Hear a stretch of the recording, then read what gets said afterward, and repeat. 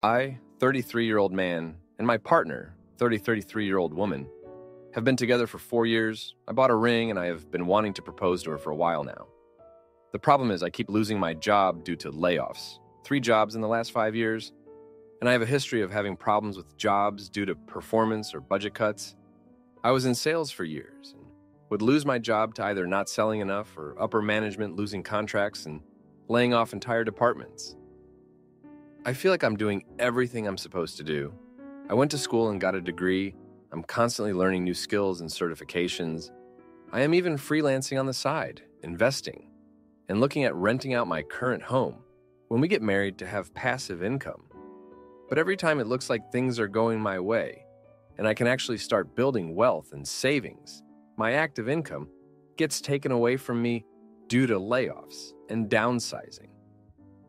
So far, my partner has been very supportive. She knows that as soon as I lose a job, I'm immediately applying to other jobs and trying to set up interviews, as well as ramping up freelancing to sustain some income.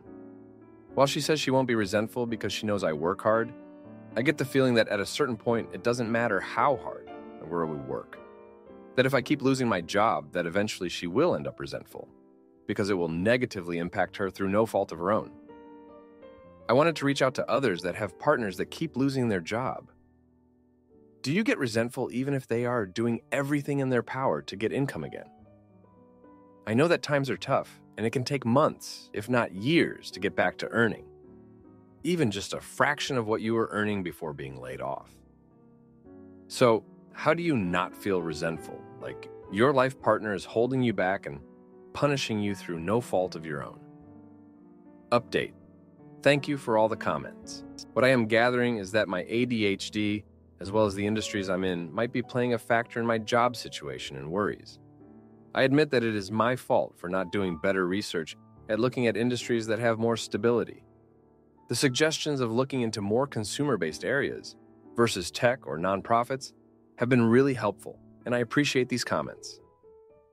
I have also noted that my significant other has been with me through layoffs before and has stuck by me, so it is my own insecurity and worry that is at fault, and I should give her the benefit of the doubt that even during tough times, she's not going anywhere, and she won't hate her life for sticking with me.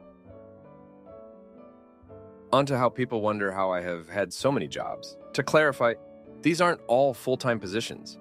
Many times I've worked multiple part-time jobs at the same time. On top of that, I have worked retail jobs when I was young, where they let you go within a month, as well as 100% commission-based door-to-door jobs, where you either make money by selling or you starve, so you're kind of forced to leave. When I leave these jobs, I oftentimes went back to another position that was still low-paying but stable, which I kept for about 8 years. That being said, here is kind of a summary of my career. 18 years of working, and not really changing jobs once a year. More like when I first started work at 15, I would have a job for a month and then get let go. Then I would have a job that only gave me 20 to 30 hours a week that I held on to for years while holding down second jobs that would only be temporary. Then I would find jobs that were full-time, but they were commission-based, so I would either be let go or I would have to leave because I wasn't making any money because it was door-to-door sales. Then I would go back to the previous job that only gave me 20 to 30 hours a week, and I would do that for about 8 years. Then I finally decided I would go back to school, where the only job that was flexible enough to let me go to school was working at a grocery store at 4 a.m., where I would have to stock the freezer every morning, and then go to class, and then afterwards go to a second job. Then, when I got my prerequisites out of the way at community college, I would get full-time sales jobs that didn't pay well but allowed me to go to school at night. I would work these for a year before being let go for not selling enough at one firm. And then at another firm, I was selling computers and such to consumers. I did that for a year and then actually got promoted to full-time with more pay and more flexible hours, so I could still go to school part-time. I did that for another 2 years until they lost the contract and laid everyone off. This is the one where I got the award and was the top rep versus 200 other reps. Then I got a similar job while still finishing up my degree, but I lost that job because the previous girlfriend I was living with at the time for 2 years was cheating on me with one of the managers at the location. And I got so depressed that my numbers dropped and they let me go. while she and the manager still got to keep their jobs. Everyone at the location knew this was going on, but decided it was better to lie to my face about it. Then I was able to get a job doing marketing at a small agency where I worked for a year before getting promoted to management, where I oversaw a team of 5. I then did that for another 2 years while finishing up school. After graduating, I got an offer at another company that basically doubled my salary, so I took it, where I worked for 2 years doing traditional digital marketing centered around email, SEO, lead gen, and ads. Then Infection 19 hit and changed the game to where people's emails were bombarded and ad costs skyrocketed, and they could no longer compete that way. So instead, they said, "You have cold calling experience, so now you are going to make cold calls to generate leads." And because I was good at it, they kept me there for a year with no sign of getting out. So my motivation plummeted because I thought I escaped cold calling, but I was back at it again even after doing everything you're supposed to do to not have to do that anymore. So they let me go saying, "We noticed a dip in your performance. And it's kind of hard to tell your boss, yes, of course, because you put me on the most depressing possible job I could do with no signs of advancement or lateral moves." Of course, my performance dipped. I'm surprised I'm still breathing at this point. So after that job, I went on to another company that hired too fast and laid off a bunch of people in the marketing department. And then my last position, the same thing happened, but across multiple departments. There are some other jobs in there, but that's pretty much the core of my career. Now, for a few comments before the update. Comment 1. I won't speak to the career side. There probably are options for you to move to something more stable or to improve your performance so you're not always getting cut. But I'm not in sales. A lot of careers have frequent downsizing. I think if you're not unemployed for long and it doesn't impact your health, it's really not a big deal. My guess is, if she's like me, she recognizes that this is a part of your work cycle. You work hard and you're consistent, even if the job market isn't. What more could a partner hope for? My partner of 4 years has gone through extended unemployment due to disability and changing careers. We don't have kids. This means that as long as bills are paid and we can eventually have enough to retire, then it's not a big deal. I know he works hard either in managing his health or in following a new career. He's otherwise an amazing partner, so for me, it's just part of loving him. Comment 2. TBH, if you keep getting laid off that frequently, you are not performing well in your role, or you are applying to companies that are sinking ships. Layoffs can happen to the best of us, but also generally, they are targeting the lower performers. Which is not to say you aren't good at something. You just aren't good at the roles you have taken. I would take some time to do some career counseling and maybe ask for feedback from your current boss. Figure out why you are considered expendable so often, and either fix that or change careers. As far as the proposal goes, once you have a better handle on what your career issue is and have talked about it and shown how you are remedying that, I think it is fine to propose. And if she has already been supportive and can see that you are now on it about improving, that fear should be allayed. Now, for the update, thank you for sticking with me. So, things have been pretty rough lately. Just when I thought I had a grip on things, my world got shaken up again. Remember how I mentioned my partner's been super supportive? Well, turns out, not everyone in my life has that same patience. My partner's best friend, let's call her M, has always been a bit of a busy card, but I never expected her to turn on me the way she did. M has been in our lives since college, and she's always been the type to stir the pot. She's got this way of making you feel like you're the problem, even when you're not. I guess I never saw it coming because she was always so nice to my face. But behind my back, it was a different story. Last week, I overheard her talking to my partner.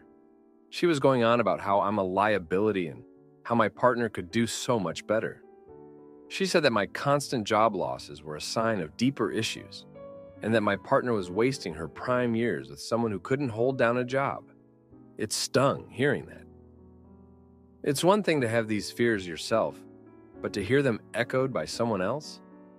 That's a whole other level of hurt. But that's not even the worst part. M didn't stop at just talking. She took it upon herself to set up my partner with this guy from her work. Said he was stable, successful, and exactly what my partner needed. Can you believe that? She was actively trying to sabotage my relationship because she thought she knew better. It all came to a head at this dinner party M threw. I wasn't supposed to find out, but I did. I showed up uninvited, and there he was, Mr. Perfect, chatting up my partner. The look on M's face when she saw me, it was like she'd been caught in the act. And she had. My partner was just as shocked as I was. She had no idea what M was up to. The confrontation was ugly. Accusations flew, and M tried to justify her actions by saying she was looking out for my partner's best interests. But my partner wasn't having any of it. She defended me, told M that her meddling was out of line, and that was the end of their friendship. Just like that, years of history gone because M couldn't mind her own business. In the aftermath, my partner and I had a long talk. She reassured me that she was with me for better or worse, and that M's opinions didn't matter to her. It was a relief, but it also made me realize how much pressure I'd been putting on myself and on us. I decided then and there to take a different approach to my career. No more chasing unstable jobs. I started looking into more secure industries, ones that wouldn't leave me out in the cold every other year. I even started talking to a career counselor, someone who could help me navigate this mess. It's early days, but I'm feeling hopeful. I've got interviews lined up, and I'm focusing on roles that play to my strengths, but also offer some stability. It's a new chapter for me, and I'm determined to make it count. As for the proposal, it's still on the cards, but I'm not rushing it. I want to make sure I'm in a good place, that we're in a good place, before I take that step. My partner deserves that much at least. So that's where I'm at. It's been pretty tough, but I'm hanging in there. Thanks for listening. Thank you for reading. My sister uses her illness as an excuse to manipulate everyone. But after she hacked her husband's email and stole money, I made sure she faced the music and lost everything she took for granted. My sister is on Social Security disability and cannot drive due to fluctuating cranial pressure. She was diagnosed with bipolar disorder a few years ago. Her husband has gone through a lot, including threats, calls to the police, claiming she's ended the life of everyone, and her erratic behavior. She has been in and out of mental institutions and has engaged in reckless spending. She even used her children to make threats to federal agencies. After several years of this, her husband had enough. When my sister went to visit friends in another state, he refused to let her return and filed for a divorce. It has been almost a year since this happened, and the divorce is still ongoing. They have already spent around $25,000 on credit cards. My sister claims she cannot work due to her disability and is relying on friends for housing while waiting for a settlement from her divorce. I offered to cover her living expenses and help her find a rental if she wanted to move to my state, but she declined. She says she can't do anything until the divorce is finalized and accuses her husband of abuse, which she never mentioned before. During the divorce, she has been using the children as weapons and causing them distress. During this time, she has also stolen money from the household, including her children's disability payments and joint accounts. She has only seen her children once, and even then, it was chaotic and unplanned. She needs supervision to see her children, yet she wanted to take them somewhere without informing her husband. I believe she is capable of working, as she can talk intelligently on the phone for hours, and there are plenty of remote job opportunities. She used to work in computer science and was highly skilled. I worry that she will waste the settlement money, and I pointed out that if she had a job, she could have saved a significant amount by now and relied on herself. She did not appreciate this and accused me of being ignorant. Now, for my questions. 1. Is it wrong for me to sympathize with her husband? I haven't witnessed everything firsthand, but based on what I've heard from family and court filings, it seems like his side of the story is accurate. 2. Am I being ignorant by expecting her to work and support herself? If she can't, after the settlement money runs out, she will only have around $100 to $200 per month from Social Security, along with free food and insurance benefits. I feel like she is taking advantage of the system and avoiding work.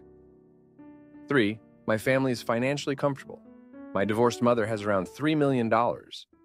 My father has around $15 million, and I have close to $1 million myself. We are all willing to provide some support, with me offering the most generous help of covering expenses for several months.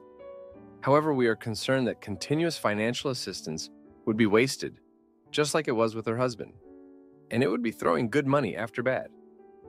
Is this the wrong perspective? 4. Should I stop interacting with her altogether? Every time I do, I try to encourage her to get a job and become more independent, but it upsets her. Now for a few comments before the update. Comment 1. OP. The hard truth is that your sister's conditions make her predisposed to act on certain behaviors, e.g. reckless spending when manic. But they do not at all excuse the fact that she has been harassing her husband and poor children for years. A good, or at least neutral person, who is in a state of mania might gamble or buy useless garbage for themselves or others. An evil person buys useless garbage and signs the receipt, F you husband. You are not in the wrong for siding with the husband, and you would also not be wrong for going low no contact. She has proven time and time again that she's unwilling to medicate and continues to use substances that enhance the effects of depression and mania. The best thing you can do for anyone in this situation is to make sure the kids are safe and cared for.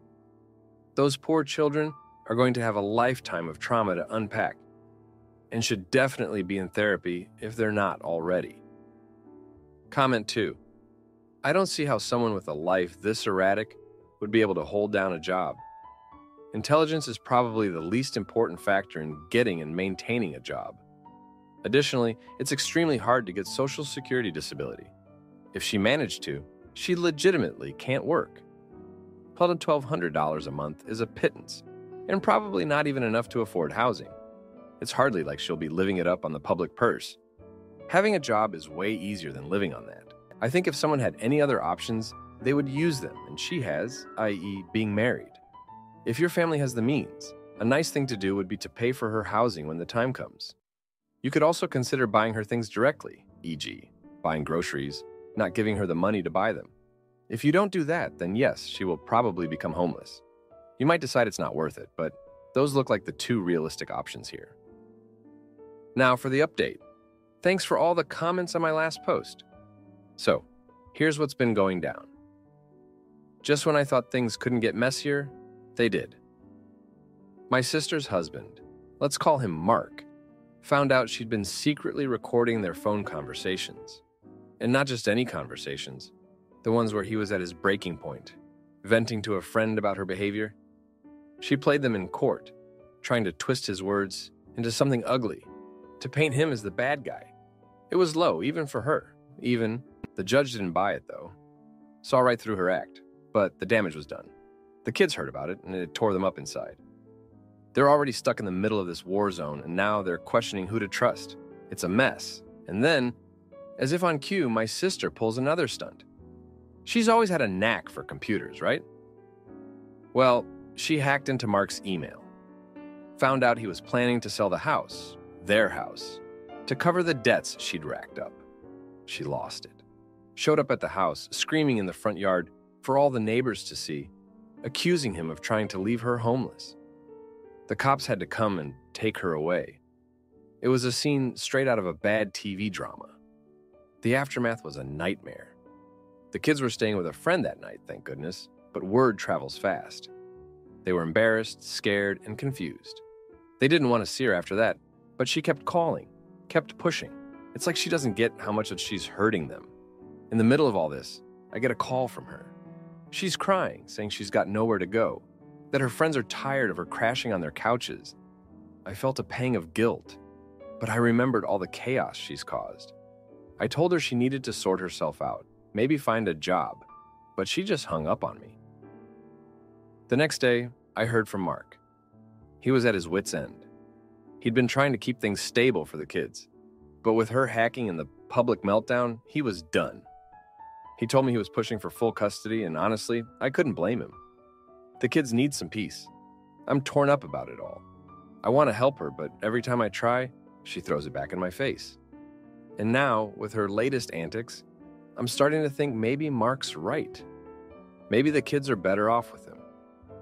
It's a terrible situation, and I hate to admit it, but part of me is relieved that they might finally get some stability. I keep thinking about the future, about what happens when the dust settles.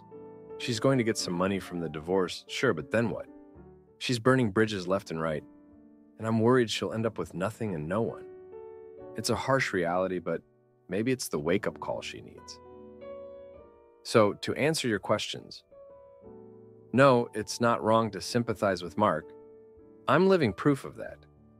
And no, I don't think I'm being ignorant. She's capable, just unwilling. As for the family money, I'm starting to think it's a lost cause. And about cutting her off? Well, I'm getting closer to that decision every day. Thanks for reading. My parents threatened to disown me for dating a girl they don't approve of. So I secretly marry her and send them the wedding photos, and I, 25-year-old male, come from a very traditional South Indian Hindu family, and I'm dating a 27-year-old female South American Jewish girl for the last 3 months. And we're pretty certain we want to get married in the future. I am currently in grad school for another year, while she just started her career in law. Before we get comments about how it's only been 3 months, and whether we're certain of each other, we've both communicated extensively and dated very intentionally, and made plans for the immediate future. Barring recent incidents, I know she's my person, and I don't want to be with anyone else. I've never felt like this with anyone else, and I know she hasn't either. I just know that I want to at least keep trying and hope we make it out. I previously had a girlfriend for 3 years, and the same thing might have happened, but I never introduced her, but I'm very certain about this girl. Recently, I made the mistake of telling my parents about this girl, and their reaction was completely over the top. Aside from the usual threats of disowning, beatings, and cutting off any financial ties, while I am in school, they called or pretended to call her office and try to leave a voicemail. We definitely heard someone on the other end of the line, which I found to be crazy. I am not sure what other wild things they might do in escalation, and was concerned for her, more than me. I'm kind of used to this growing up. My girlfriend heard the entire conversation, at least the parts in English, and didn't leave my side for a second. Honestly, just her presence and the thought that it might all be worth enduring if I end up with her gets me through this, to avoid any further harm to my girlfriend. I caved into their demand that I delete her number and cease all communication. Now, they are trying to assert more control than usual with phone calls, video chats, and texts. Psych, I did not end things. And now, we date in secret. My parents have made it clear that they will only accept Hindu girls that are not older than me, and are keen to set up introductory chats for me with other people. They were planning to talk to me about this. Our current plan is to continue dating until we are ready to take the next step, marriage, and then break the news then. I can't tell if they will be more pissed off or about the same, since I lied about ending things. But at least I have some idea of how they'll react after going through this. Her family knows about us and are updated on how my parents reacted. Obviously, they are not pleased. If they react similarly in the future, I plan to give them an ultimatum before escalating any further steps, since I wouldn't want my girlfriend to have to deal with this. How do we break this news in the future and be better prepared? We appreciate any advice that people may have, or stories from similar experiences on how to get through this. Now, for a few comments before the update. Comment 1.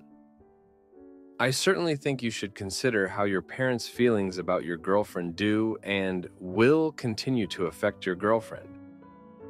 I can't imagine marrying someone whose family hates me.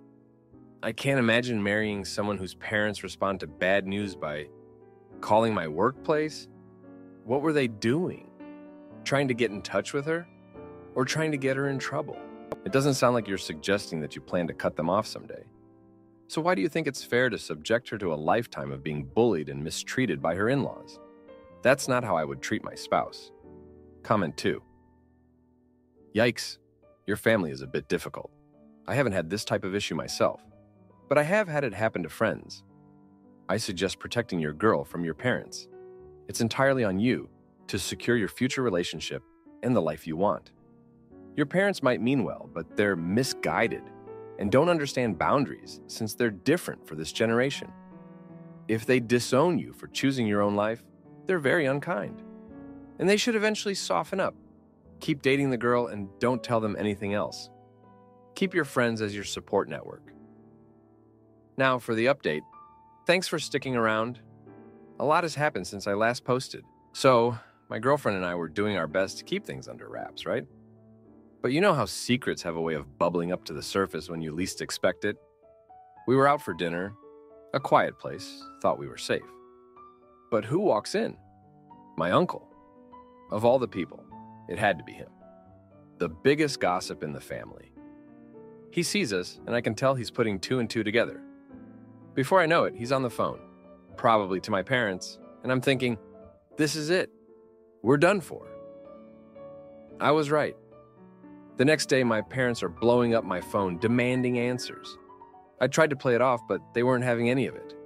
They knew, and they were furious. Not just about the lying, but about me still seeing her. They gave me an ultimatum. End it or I'm out of the family. I felt trapped, like the walls were closing in on me. But here's where it gets even messier. My girlfriend, she's got this fire in her, right? She's not about to let anyone dictate our lives. So, she takes action. Goes straight to my parents' house without telling me.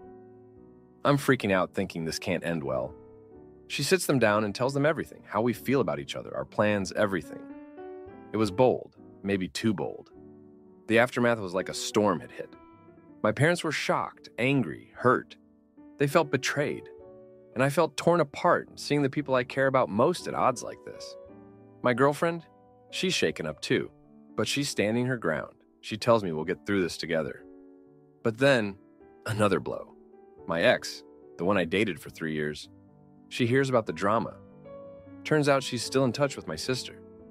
She reaches out to me, says she's sorry about what's happening, and that she's there if I need to talk. It was a kind gesture, but it stirred up old feelings I thought I'd buried. Made me question if I was making the right choices. I'm trying to keep it together, but it's like every step forward we take, something pulls us 2 steps back. My girlfriend and I, we're holding on, but it's tough. We're trying to plan for the future, but with my family like this, it's hard to see the path ahead. Thanks for reading. If you like this video, you'll probably like these too. Also, while you're here, please consider subscribing. It's your support that keeps this channel alive and allows me to make better and longer videos. Have a great day.